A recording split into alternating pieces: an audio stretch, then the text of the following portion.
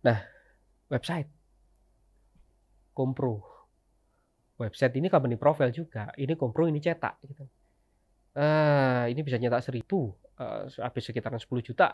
Website bisa menghasilkan 5 juta, bisa setahun gitu.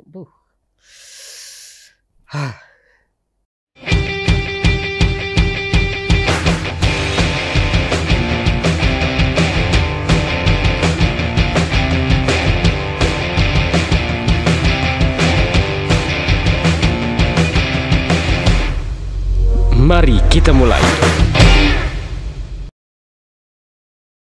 Dari kawan-kawan yang ada di sini, siapkan kertas ya semua, bolpen, potlot atau pen atau apapun juga.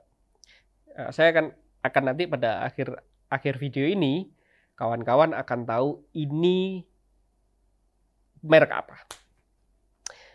Kecap.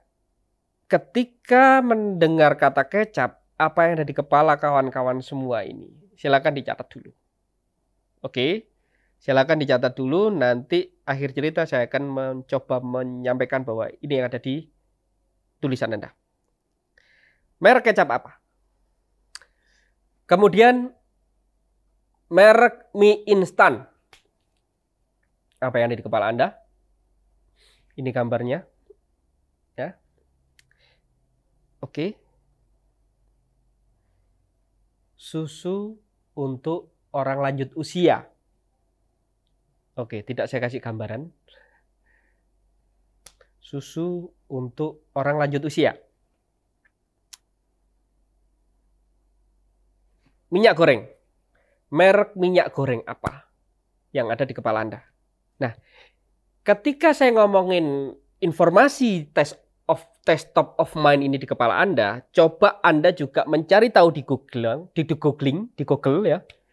Apa yang saya tanyakan tadi? Kecap, kemudian susu, lanjut usia, minyak goreng, mie instan. Coba carilah di Google juga. Nah, karena brand ini tidak perlu hafalan seperti kawan-kawan menghafal para pahlawan gitu, atau kawan-kawan menghafal tentang sejarah.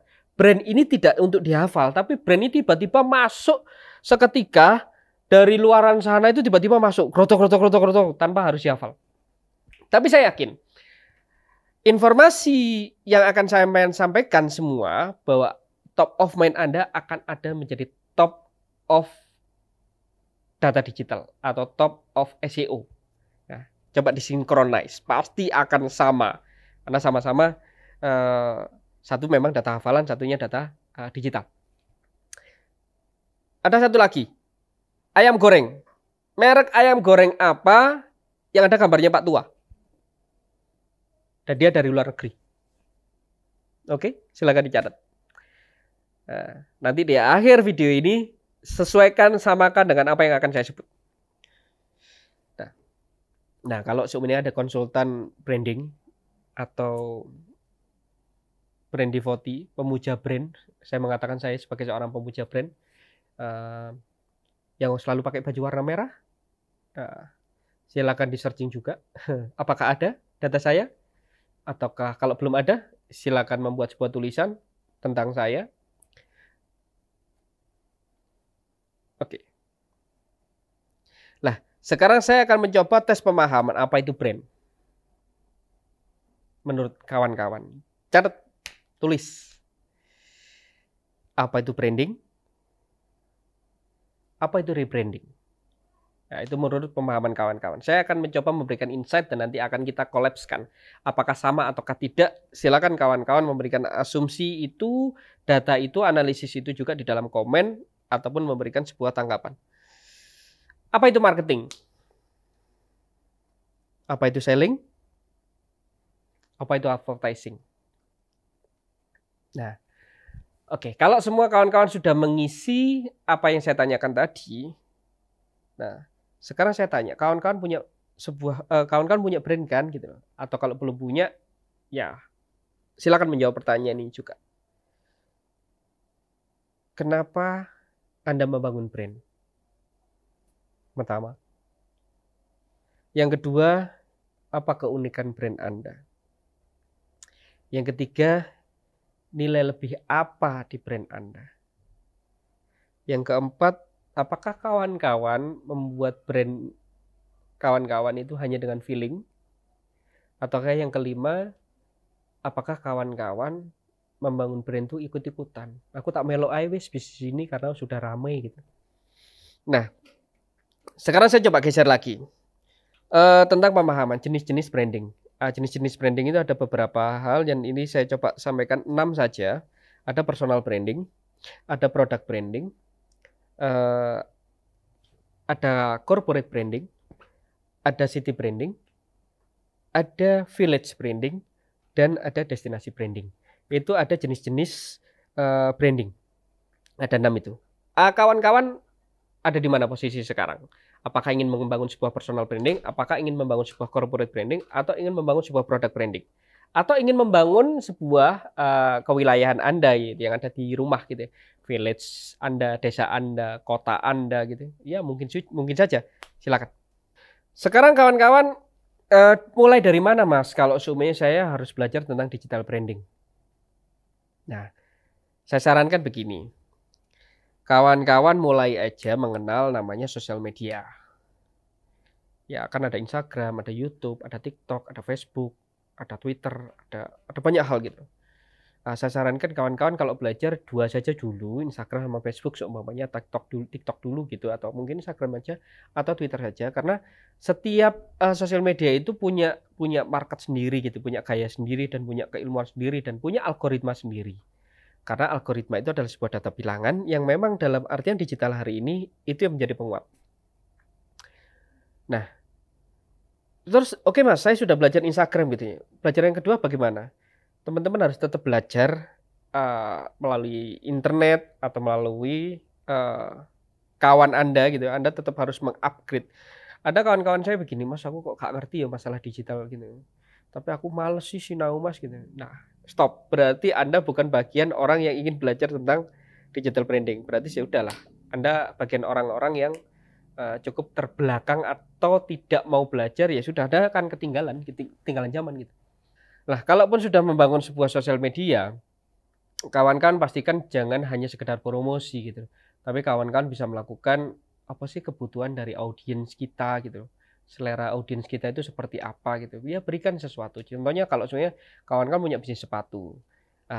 Jenis-jenis sepatu, paling baik itu sepatu digunakan berapa jam, jangan lebih dari ini. Itu ada tips-tips yang dimana audiens Anda atau follower Anda, kawan-kawan Anda itu mengetahui, bukan hanya sekedar dijajali sebuah promosi. Nah, yang keempat, kawan-kawan harus punya mentor atau rekanan atau kawan gitu yang terus untuk mengupdate sesuatu hal informasi tentang masalah sosial media. Ya, jangan diam saja di rumah gitu. Kayak kata dalam tempurung aja. Yang kelima, kawan-kawan harus tetap membangun sebuah networking atau jaringan. Jadi kalau kawan hanya sekedar mengaktifasi sebuah sosial media, kemudian punya mentor saja, kemudian terus belajar tapi tanpa ada sebuah jaringan, saya pikir sesuatu hal yang dalam sosial media Anda juga belum sinkron. Karena gini, enggak semua orang hanya sekedar follow, hanya kenal kemudian follow saja. Tapi ada sesuatu chemistry yang dimana kawan-kawan tuh kenal banget sama dia, yang akhirnya menjadi sebuah intensitas bahwa daerah follower Anda lah orang-orang yang memang cukup kenal dengan Anda. Jadi jaringan juga penting dalam membangun sebuah digital branding secara offline dan online pun juga begitu.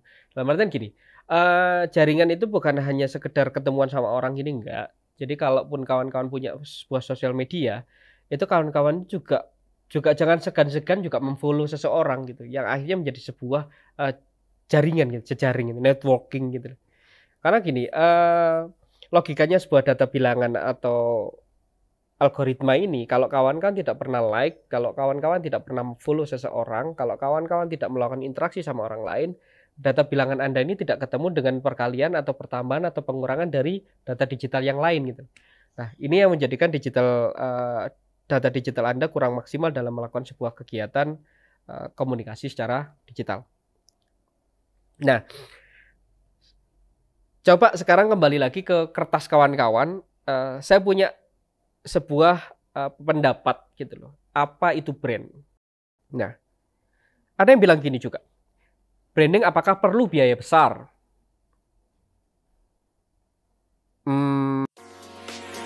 Anda perlu desain logo mulai 2,5 juta rupiah. Anda akan mendapatkan mini brand guideline 100% riset, aman, lolos, dan siap. tiruindonesia.com. Anda belum punya logo dan tidak terdaftar merek? Paket Loki, logo dan haki hanya 5 juta rupiah. 100% riset, aman, lolos, dan siap.